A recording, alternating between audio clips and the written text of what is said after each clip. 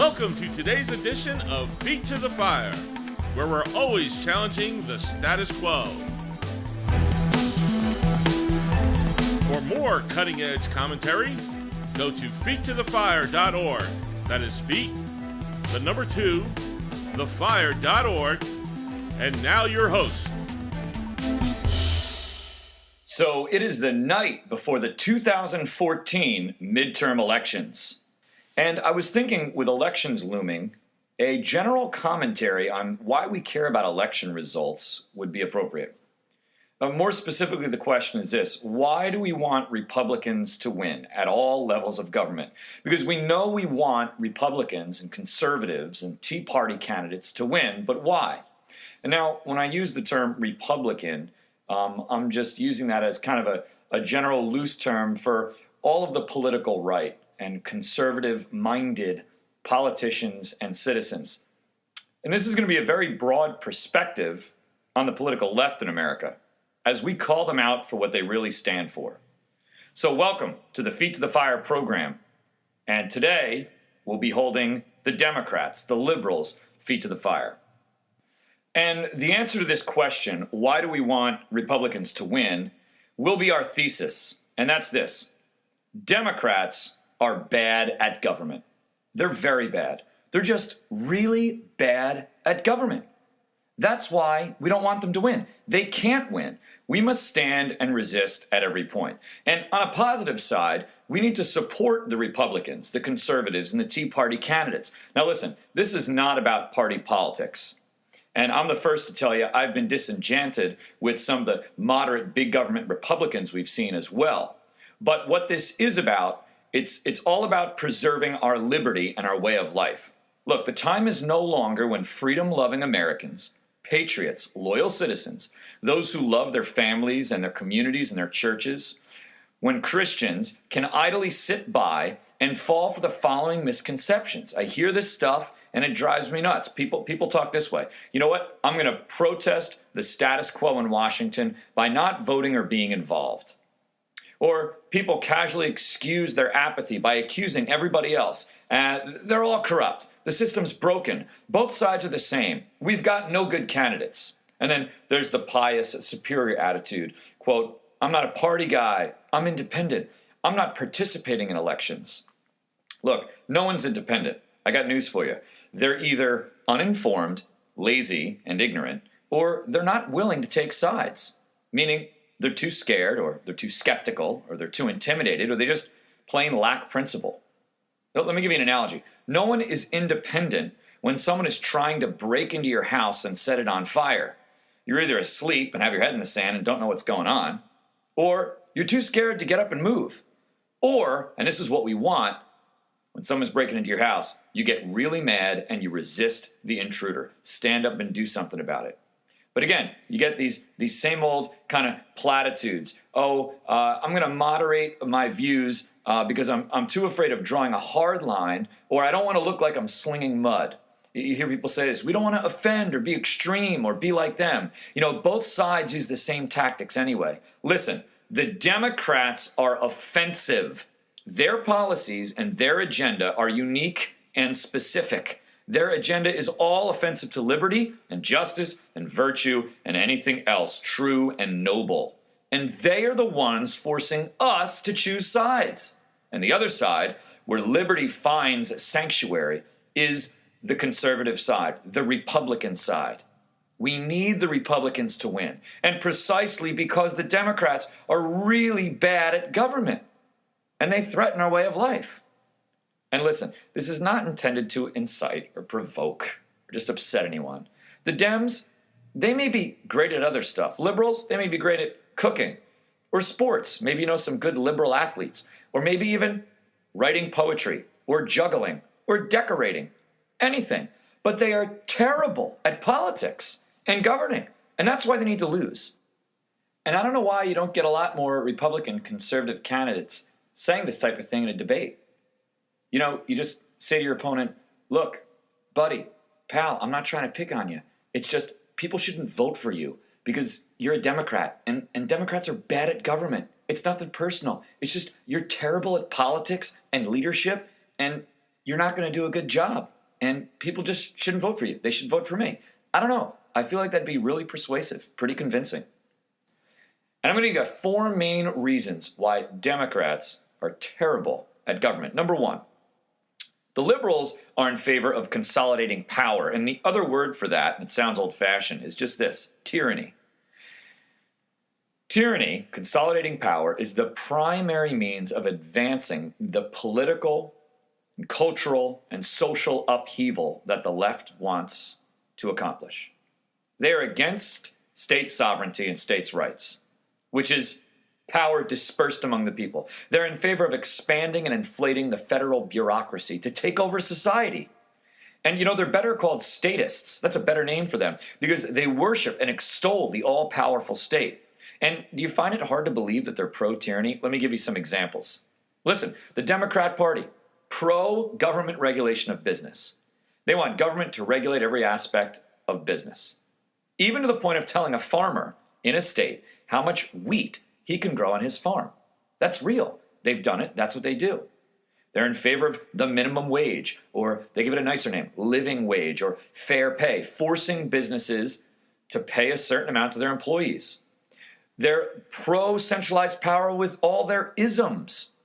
Environmentalism. Monitor how much emissions a car produces, the car that we drive, or how much emissions a factory produces, and then tax businesses for it. They call that cap and trade. How about socialism? Welfare programs to keep people dependent on the government, keep them wards of the state. Listen, that's institutionalized slavery. The government dole is the Democrats' new plantation. They were the party of slavery and racism in the South. We've even had leaders recently in our own U.S. Senate that were former KKK members, Democrats. Example, Senator Robert Byrd of West Virginia, former KKK leader and a Democrat.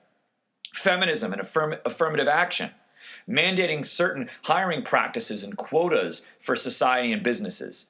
This is a party that's pro-confiscatory tax rates. Why does anyone like them? For this reason alone.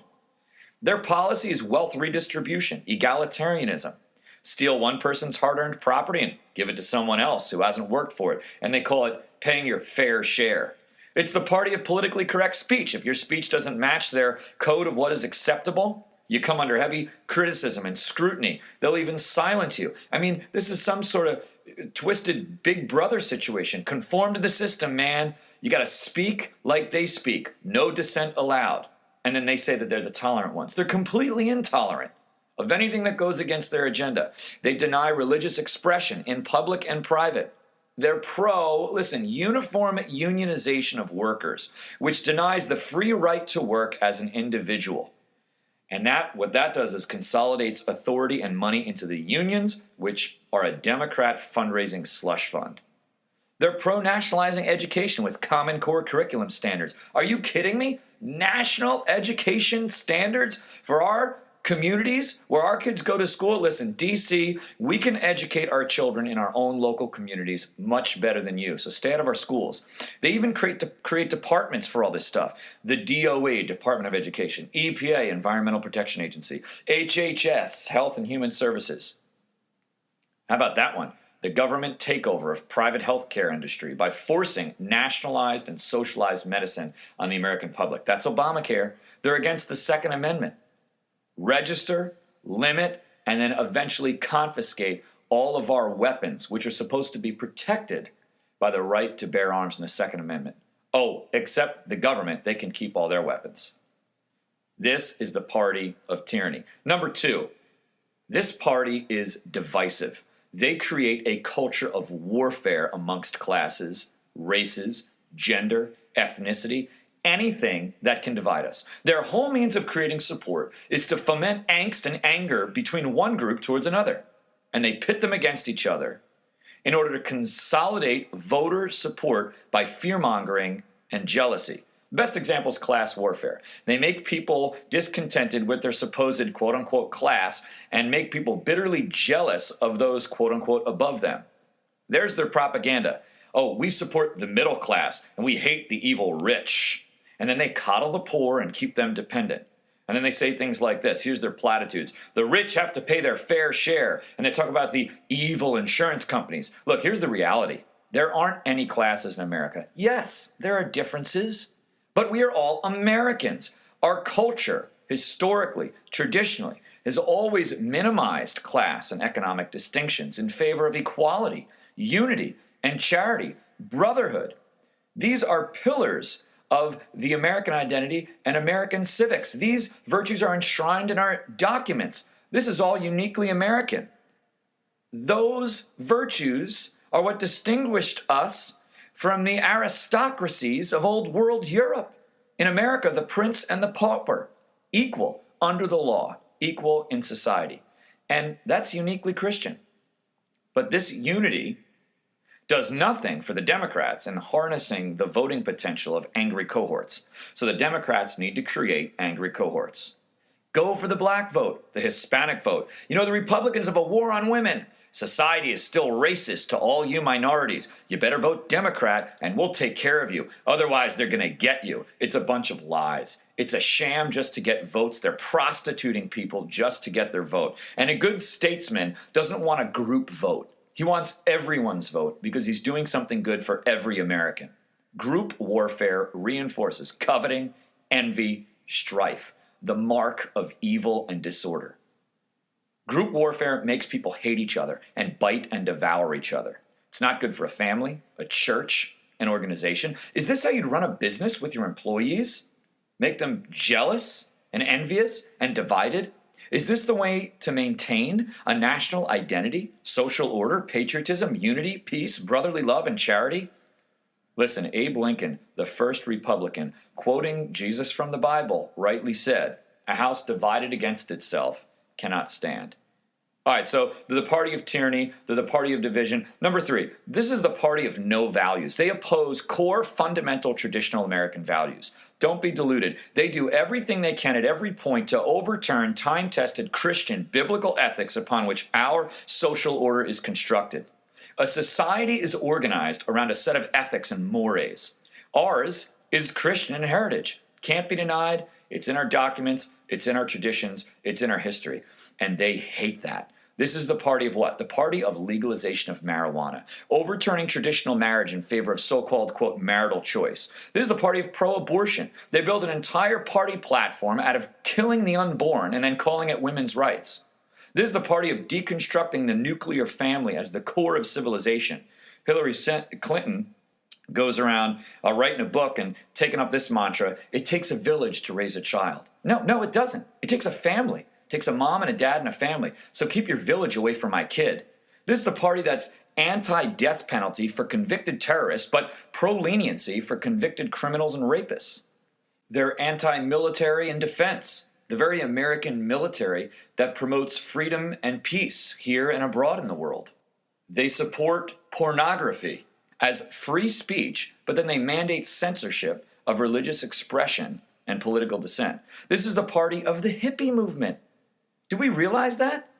The silver ponytails left over from the 60s era. This is the party that is home to the same folks who decades ago were running around naked in a drug-induced orgy at a rock concert in New York back in '69. This is the party that these people have run to find a political voice. And do you realize that in 2012, they actually voted God out of their party platform? Look, you got to check out the YouTube if you haven't seen it. You see they're trying to vote on all the different platforms for the Democrat Party for the 2012 presidential election. And, you know, God comes up. Do we support God in the party platform? The whole place erupts, the stadium booing God. It's unbelievable. Then the guy speaking tries to ignore it and pretend it didn't happen, calls for a second vote, they boo again, and they just kind of jam it back into the platform because they realize, ooh, hey, that's bad for PR. Yeah, no kidding. It's unbelievable. But again, that's the modern Democrat Party. This ain't the party of JFK anymore. They're for tyranny, they're divisive, they're against traditional values, and here's the last thing, they're globalists. The Democrat Party is globalist. They're against a sovereign, strong, independent America, but in favor of our identity being subsumed in a global community. Here's another way to say it. They're the opposite of patriots. They see patriotism as a vice. They resent our country, its heritage, its values, its prosperity and freedom. They see us as arrogant and imperialist and believe the world is better if America would decrease. They have some strange euphoria found in a borderless European Union, and they want the same thing for us. They love the UN, even if it means uniting us with massacring dictators and totalitarian regimes. They elevate peace and unity as virtues over justice, whereas the true, righteous, and just do not ever make peace with evil. They denigrate our national identity in favor of world citizenship. You want some examples? Here you go. The Kyoto Treaty. All of our infrastructure and factories and manufacturing has to be subordinated to some environmental protocol that somebody else in another place of the world, part of the world, invented. That's the Kyoto Treaty. They're in favor of nuclear disarmament. We give up all of our nukes along with all the evil empires. Yeah, like that's going to work. Then they're in favor of coalition foreign policy. We all got to do it together rather than unilateral action in our own interests. They're for surrendering our own citizens' firearm rights to worldwide regulation. And this is why also they're consistently in favor of open borders and protecting illegal immigration. Well, they're in favor of that because they're globalists, but that's also besides the fact that illegals are an easy voting block for Democrats to exploit if they can just grant them amnesty. Listen, patriotism in this country is a virtue. Patriotism is a virtue because we cherish law and liberty, freedom and justice, and we reject any outside influences corrupting our way of life or diminishing our national identity. Borders and sovereignty are a security to freedom. Globalism means surrendering our way of life. And to be perfectly frank, one world government? Come on. Sounds pretty sinister to me. Sounds very lunatic dictator, evil empire. Global one world government has generally been pursued by the more ignoble characters on the stage of human history. Think Hitler, Napoleon, Stalin. Global government doesn't have a good reputation. So there it is. Democrats, liberals, and leftists shouldn't win elections because they are just plain bad at government. They favor tyranny, the consolidation of power in one place, centralized in the hands of a few. They favor social envy and strife, dividing the citizenry against one another to exploit our jealousies just to gain our votes. They favor overturning traditional values, and they favor surrendering our national sovereignty to a broader global community. So on election day, go vote conservative, go vote Republican, from school board to U.S. Senate, and everything in between. Because Democrats are bad at government, from school board to town council to U.S. Senate. They're not good at it. And as for conservatives, now they govern quite well. The talking heads are saying it could be a big GOP win, so we shall see. But until then, let justice roll down like waters, America, and righteousness like an ever-flowing stream. Figure out who you should be voting for and why. Don't believe the hype out there. Get involved and go vote for the conservative right. And when you run into Democrats, be nice, be gentle. But tell them why they're wrong, and go ahead, hold their feet to the fire.